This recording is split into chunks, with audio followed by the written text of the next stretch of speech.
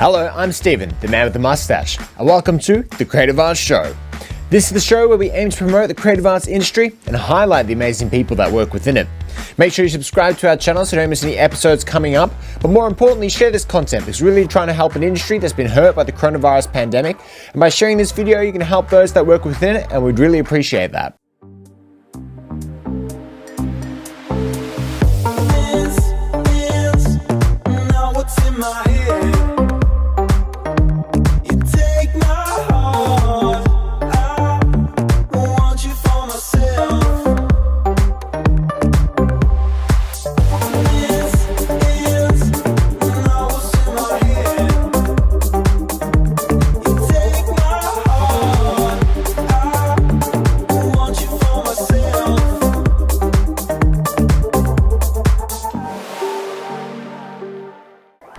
Joining us today will be a friend of mine by the name of Jake O'Brien. He's an amazing singer and dancer. He's worked in productions like Disney's Aladdin and West Side Story in both Australia and internationally.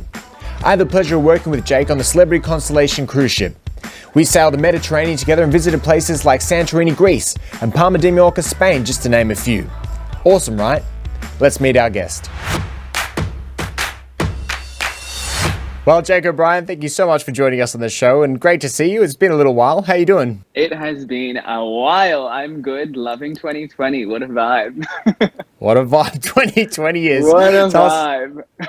Tell us a bit about yourself and what is it you do in the creative arts industry? Right. Okay. So I'm 25 years old. I grew up in Townsville. That's where I started dancing in musical theatre and stuff. Good old song and dance. Thank you, Townsville Academy of Performing Arts. There you go. And then, so I moved to, when did I move to Melbourne? I moved to Melbourne in 2013. Studied dancing with your lovely girlfriend, Stephanie. Yes, PSA. At PSA. Yes. PSA.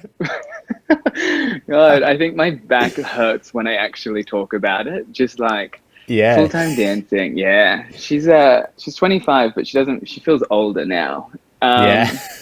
So yeah, what did I do? I did one year of full-time dancing, 2 years of musical theatre there, and then pretty much started performing after that. Very good. So tell us a little bit about your resume. What have you been up to? What have some of the productions you've been part of? I mean, one of the first ever things I did after school was join Benjamin Cure's Lionheart Dance Company. Thank you, Ben. Yep. Did 2 shows with them, so Table of 8 and Fabricated. And then I went on a cruise ship with yourself. Very good. Yes, good times. Yes, around the Mediterranean. What else? Then we got back from that, did a bit of hospitality work. Loved that for us. And then was lucky enough to tour with Aladdin for 2.5 years. And then finishing that was lucky enough to, what did I do? The chorus line was in there at one point. I did a lovely ad for NAB where I'm looking at myself in a mirror. Yeah. Saw you all over, people saw you all over Australia on the NAB posters. I was on billboards, Mum. National Australia Bank. Thank you very much. Yeah. And I'm with ING. So, perfect candidate. Yeah. So then after that, I was lucky enough to jump on West Side Story, and then this year was planned for Everybody's Talking About Jamie. However, COVID happened. Yeah. Everyone's talking about COVID now. Everyone is talking about COVID and nothing else. That's crazy. So, so tell us a little bit about that. How did the pandemic affect you, and what were you doing back in March when everything shut down, and what have you been doing since? Wow. So what got stopped? Yeah.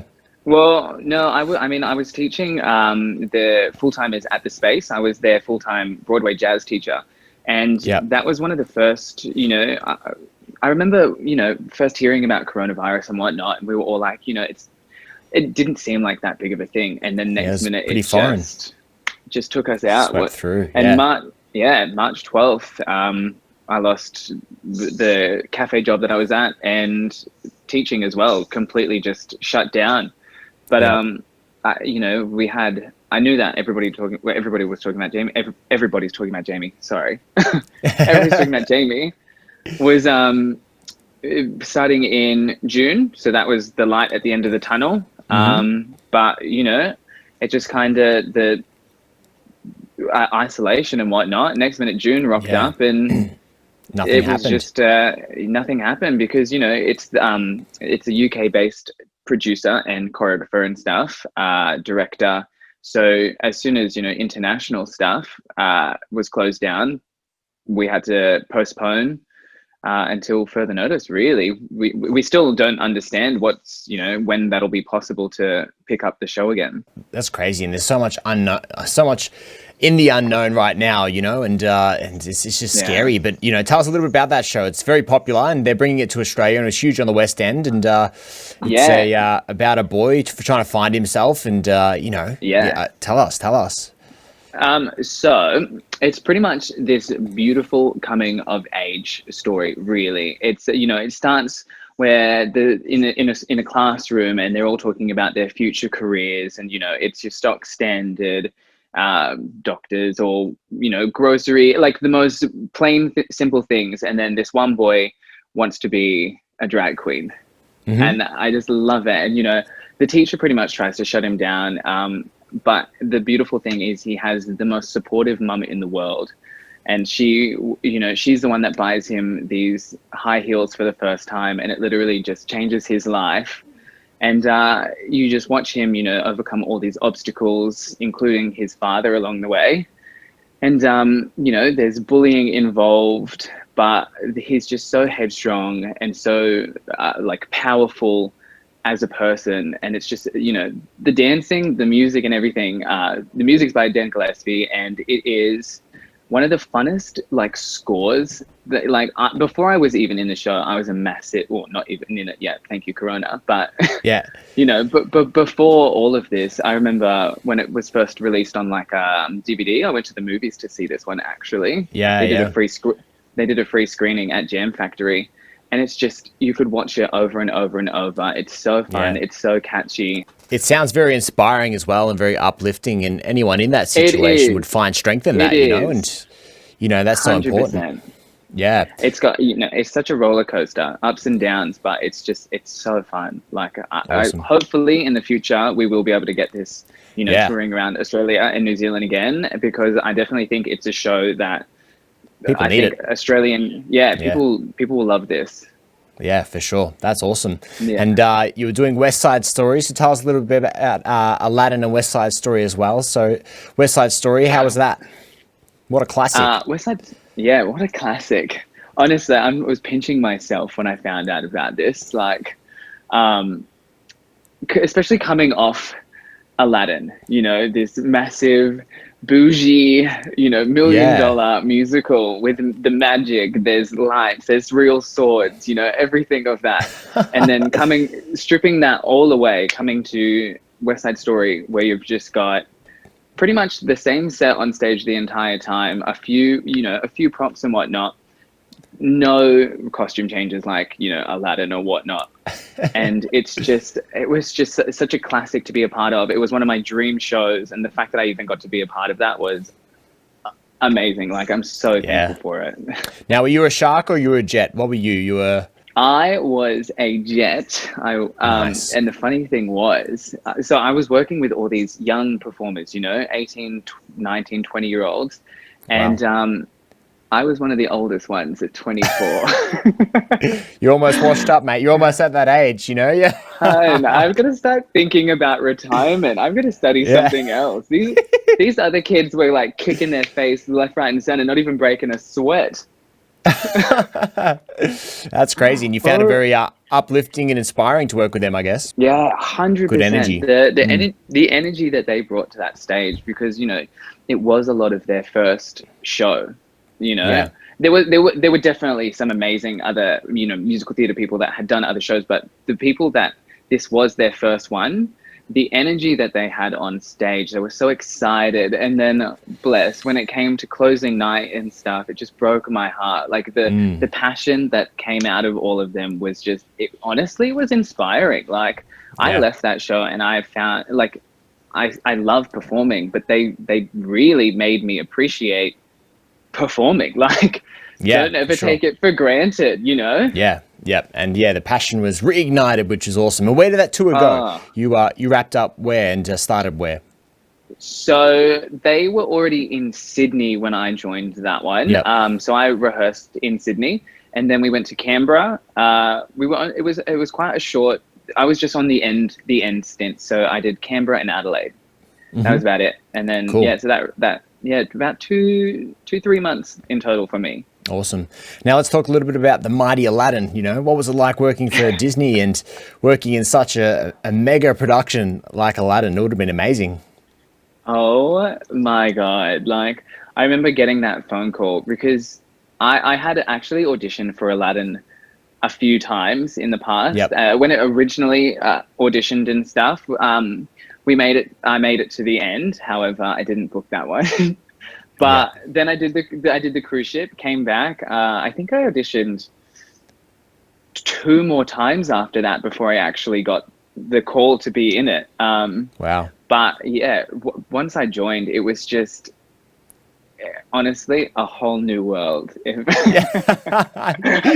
the pun. Excuse the pun. No, it was just, eye-opening. It was amazing working with all these professionals. It was daunting. It was scary, but it was just, I still pinch myself that I was actually a part of this massive musical. Aladdin was one of the first ever CDs that I bought, and then to be a part of this, let's get some facts, just the numbers, how extreme this show was. Yeah, I got some here. So 34 cast members, 337 costumes. It gets better. 1,225 different fabrics used in the costume. So different types of fabric to make the costumes, which is, imagine sourcing all the materials for that. 712 different styles of beads used in the costumes. 500,000 Swarovski crystals used in the costumes. That's nuts. That stage is shining bright. And then the mechanics and the 40 tons of exotic flying scenery, 60 tons of automatic staging, and 26 48-foot trucks to transport the set to from Melbourne to Brisbane. Sorry, so that's crazy. What a massive production when you look at those numbers and you think it's crazy. And you were telling me as well that you had your own wardrobe person. Yeah, I had a few different ones. Sometimes the wardrobe actually tour with us to other places. Sometimes they don't. So if you get the wardrobe work harder, if not harder than us. They are side stage. They have to know exactly, and the props as well. What goes on backstage half the time is way more exciting than what goes on stage. On the stage, There is cues for everything. You're running off into the wing. You know exactly that your right hand has to be here, left hand has to be here, unbuttoning, turn on the spot, arms back, next minute, pants, shoes, different hat, grab a sword, know that someone's about to run there, get out of their way, running on stage, pretending like nothing ever happened, What a production. If it would be more interesting and exciting to watch us backstage than it would to be watching us on stage. Exactly right. Yeah, that's why it's cool to have these conversations, to get a taste of what it's like backstage on such a massive production, Yeah, so just like us, when we join the show, we have to learn choreography, words, the music, everything, spacing. And when the wardrobe people join as well, they are learning their own plot. They have to know exactly where you're going to come off, where to meet you, how to dress you. And then next minute they're like, oh, your next quick change is into the guard. So they have to make sure, we have beards. They have to grab our beard to put on our face, our hats, our swords, new boots, everything. Because, unbelievable. It's such a team effort from everywhere, If I'm late, they have to, honestly, they could see me being late or stuck and they're ready to up and run to me to help me, or other way around. Or if you notice something else, be like, hat. Next minute, everyone's on it. There's hats being thrown around everywhere. Unbelievable. That's what a time. And you know, to be going from that to do absolutely nothing. So tell me, you know, it's crazy. So what have you been doing now during COVID to stay creative? I know your TikTok's blowing up. You've got like 29,000 followers, almost hit 30,000. So, you know, what have you been up to? TikTok pretty much. Just literally TikTok. I mean, I have picked up a job at a grocery store, Gumtree Good Foods. Thank you. Very good. But other than that, honestly, to stay creative, as much as people pay it out, TikTok has been my savior this year. Just, you know, learning dances, karaoke things, anything, staying creative, doing funny things. It all sounds so silly, but it has really entertained me for 2020, and I'm still doing all right, so I'm not going to complain about it. Awesome. And have you received any assistance from the government or anything, or just, you know, just job seeker, job keeper, or anything like that? I was very lucky to be receiving job seeker because I was working as a dance teacher and at a cafe and stuff when everything had to be closed down due to COVID. So I could, you know, I was eligible to, that I lost a job due to COVID. So I've been on job seeker since then, but I have picked up a job, you know, at the grocery store. So, you know, you just have to put that in your reports, and then they make up the difference and stuff. And it has helped because I'm only working about 2-3 days a week, really. Right. So that's good, and it's helped a little bit. Now, lastly, you know, where do you see the industry going from here? Like where, you know, with the people in the industry, people that you've spoken to, what do you think the future is for, you know, the creative arts? Yeah, it's a bit of a scary one, to be honest. I know a few of my friends are really lucky enough to be working over in Korea at the moment with Cats, the musical, which is back on. Nice. And I know that in Korea, the way that they're doing it is there might be one seat and then 2 blank seats in the theatre for social distancing. I'm not sure how that would work in Australia, really, but I know that that is one option. I don't think tours will occur for a while, you know, just interstate travel compared to international travel with the hotel quarantining, 2 weeks, that kind of stuff. I just think each theatre within Victoria is going to become, it's, you know, a lot of other Victorian theatrical companies are going to start opening up.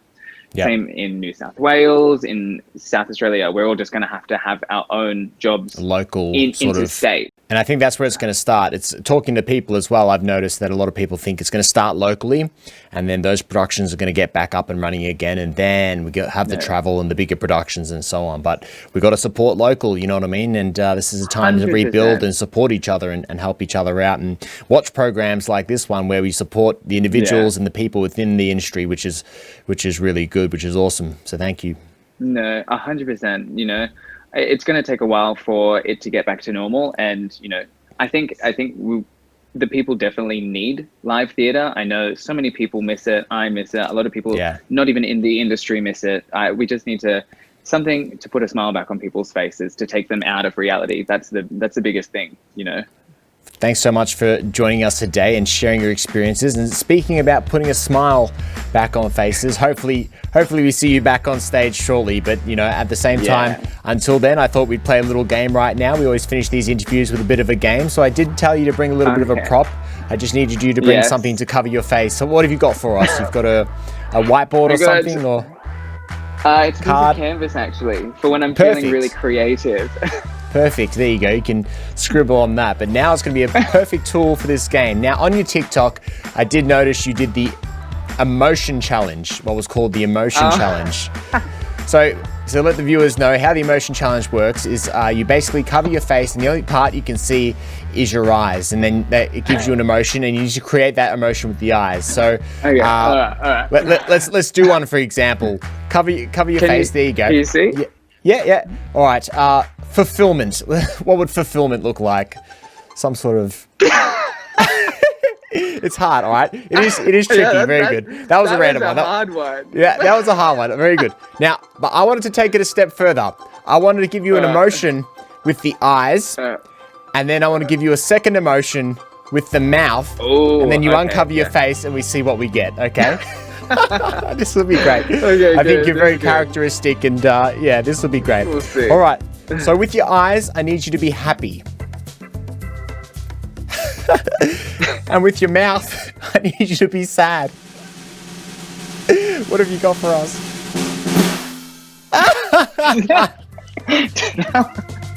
Now, by the way, I was going through your social media when I was doing some research on you, and I was trying to find a bad face. And in all your photos, you look perfect, almost perfect. There's not one bad face. And that's because we choose them. yeah, exactly right. But here, I think we're going to get a few questionable faces, which is good.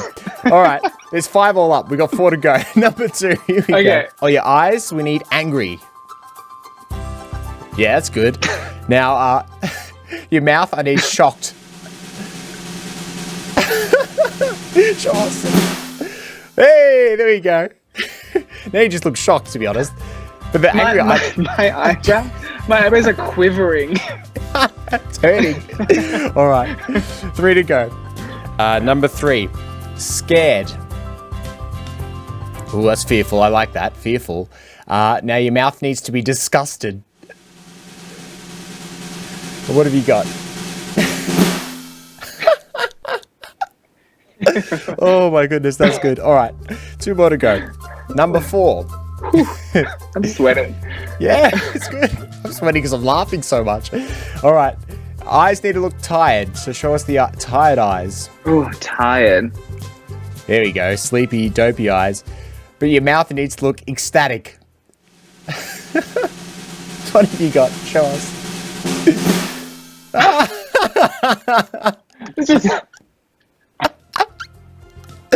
Oh, good.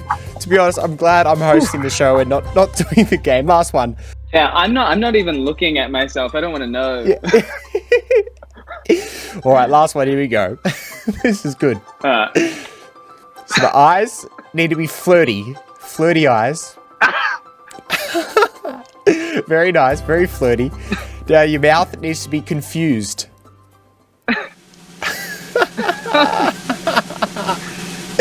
All right. Yeah. That's your half flirt, half confused face. That's what you get when you're flirting, but you don't know if you're doing it right. Oh, Jake. Yeah, there you go. Jake, thank you so much for joining us on the show today. It's been an absolute pleasure, and it's been awesome to catch up. Thank you. Good luck to you, and thank you for sharing your experiences, and hopefully we see you on stage very soon. And before we wrap up, there's just one quick little plug.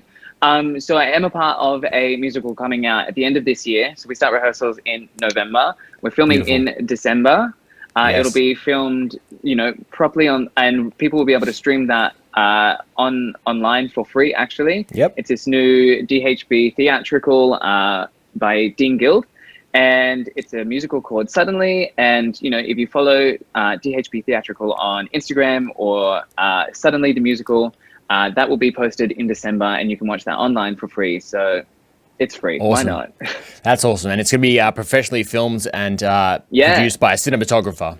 Yeah. Yes, it will be. No, I'm so excited. It's such a diverse cast. They look super strong. I'm just excited to do something creative. So thank you so much to them for letting me be a part of this as well. I'm excited for you for getting into that, and I'm excited to see it as well. And I think everyone watching should go see it as well. So hopefully sooner rather than later, we're out there enjoying shows once again. But Jake, thank you so much for joining us, and take care. Thank you. Thank you for having me.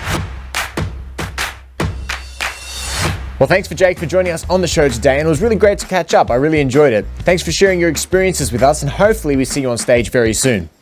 If you liked today's episode, make sure you hit that like button, hit that thumbs up, and also subscribe to our channel as well so you don't miss any content coming up in the future. But like I said earlier, share this content because we're really trying to help an industry that's been hurt by the coronavirus pandemic, and by sharing this video, you're really going to help it, and we'd like that. Once again, I'm Steven, the man with the mustache. Thanks for tuning in to the Creative Arts Show, and we'll catch you next time.